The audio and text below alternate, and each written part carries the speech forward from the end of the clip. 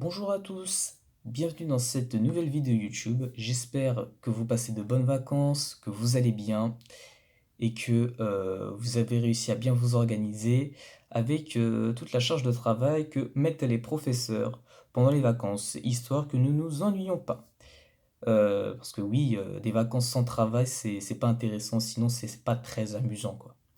Et donc, comme toi, probablement, j'ai fait un emploi du temps pendant les vacances pour pouvoir bien organiser mon travail. Donc, je me suis dit, en fait, en début de ce début de vacances de la Toussaint, Ethan, prends une feuille, tu vas faire un super emploi du temps, l'emploi du temps de rêve, vraiment. C'est-à-dire que tu fais un emploi du temps, tout le monde va avoir cet emploi du temps-là pour pouvoir bien travailler. Et donc là, je me suis dit, je mets des maths par-ci, maths par-là, un petit peu d'histoire géo, petite touche d'anglais par-ci, petite touche d'allemand par-là, et un petit peu de philosophie et de lettres. Comme ça, j'aurai the emploi du temps, quoi. Et donc, à la fin, j'ai trouvé mon emploi du temps tellement beau. C'est un vrai chef-d'œuvre, hein. Franchement, digne de la Joconde, hein. Je me suis dit, le truc, il faut l'exposer au musée du Louvre, tellement c'est beau. Et donc, une fois que je passe à l'application de cet emploi du temps-là. Le premier jour, ça va, tout se passe bien, toujours motivé, engagé, super. Deuxième jour, même chose aussi, toujours aussi motivé, toujours dans le bon respect de son travail, concentré. Troisième jour aussi, puis le quatrième jour, cinquième jour, commence à flancher un peu. J'ai commencé à dériver, quoi, un petit peu comme une fonction, quoi. J'ai un petit peu dérivé et je suis parti en cacahuète. Ce qui fait donc que j'ai accumulé un retard considérable en philosophie, qu'il faut que je rattrape absolument. En histoire géo aussi, j'ai accumulé un petit retard, enfin un petit retard, bon, un gros retard, quoi. Il faut que je travaille l'histoire géo. Mais sinon, les maths et les langues, ça s'est plutôt bien passé. Donc, voilà, c'est ce que j'ai tiré, c'est le bilan que j'ai fait de cet emploi du temps. Donc, je me suis dit, Ethan, il faut que tu te ressaisisses. Parce que là, il y a des bonnes choses, il y a des choses positives, mais il y a des choses aussi à améliorer. Donc, il faut que tu te fasses un emploi du temps, que cette fois-ci, tu respecteras et que tu devras tenir. Il faut un emploi du temps mieux que la Joconde, en fait. Là, c'est même pas seulement le musée du Louvre, tu dois t'attaquer à tous les musées, il faut l'exposer partout. Ça doit être the one, quoi. Et donc, emploi du temps en mode planification stalinéenne. Je prends une feuille sur Excel et là, je me suis fait un bel emploi du temps. Mais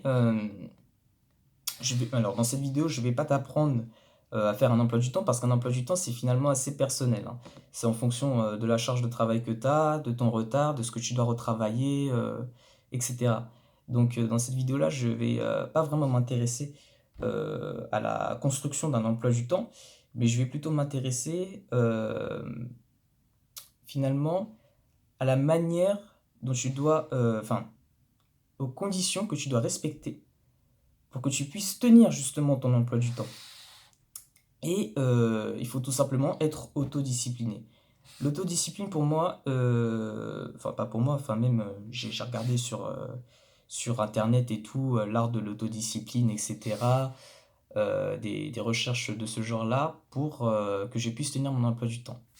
Et donc, qu'est-ce qu'il faut faire? Comment faut-il agir pour être autodiscipliné et donc pouvoir tenir son emploi du temps? Comment faire pour que l'emploi du temps ressemble finalement à la chapelle Sixtine de Michel-Ange?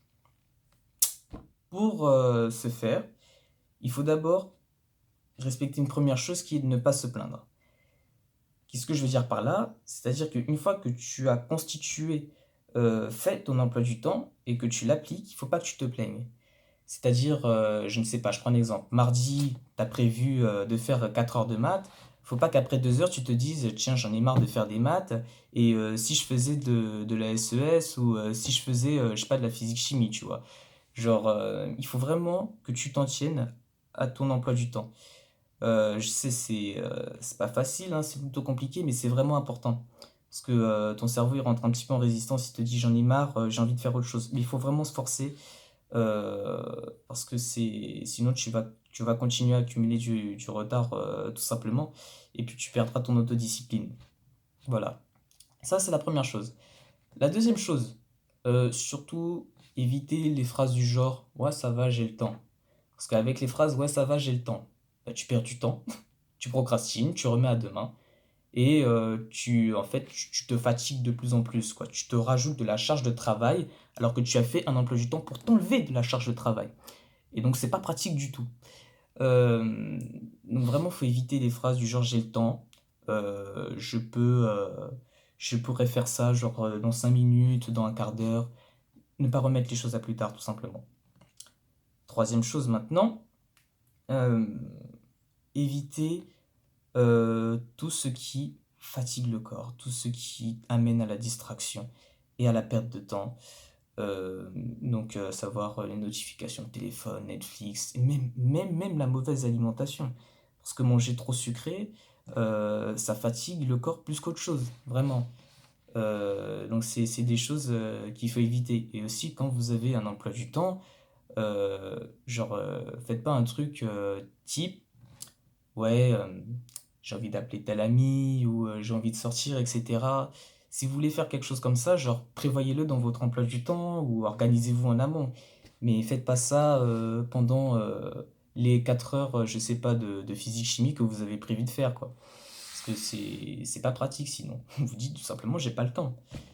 Et puis enfin, la dernière chose euh, qu'il faut absolument respecter, enfin qu'il faut absolument avoir pour toujours être autodiscipliné, c'est être actif tout simplement. Parce que l'absence d'action, l'absence d'activité euh, va juste, enfin, tu vas juste accumuler du retard tout simplement. Donc toujours être actif, rester motivé, rester engagé, parce que c'est vraiment essentiel pour la bonne tenue d'un emploi du temps. Voilà, voilà. C'est tout ce que j'avais à vous dire pour cette vidéo. Donc je referai probablement une autre vidéo à la fin de la semaine pour vous donner un bilan de cet emploi du temps et pour parler d'autres choses qui me paraîtront intéressantes de vous faire partager. Voilà, donc je vous souhaite à tous une bonne soirée, bonne journée, hein, tout dépend de l'heure à laquelle vous regardez cette vidéo. Bonnes vacances pour ceux qui rentrent dans leur deuxième semaine de vacances ou pour ceux qui commencent, hein, tout dépend de la zone dans laquelle vous habitez. Et autre chose encore, pour ceux qui ne sont pas en vacances, bon courage et bonne continuation parce que j'imagine que c'est pas facile pour vous non plus.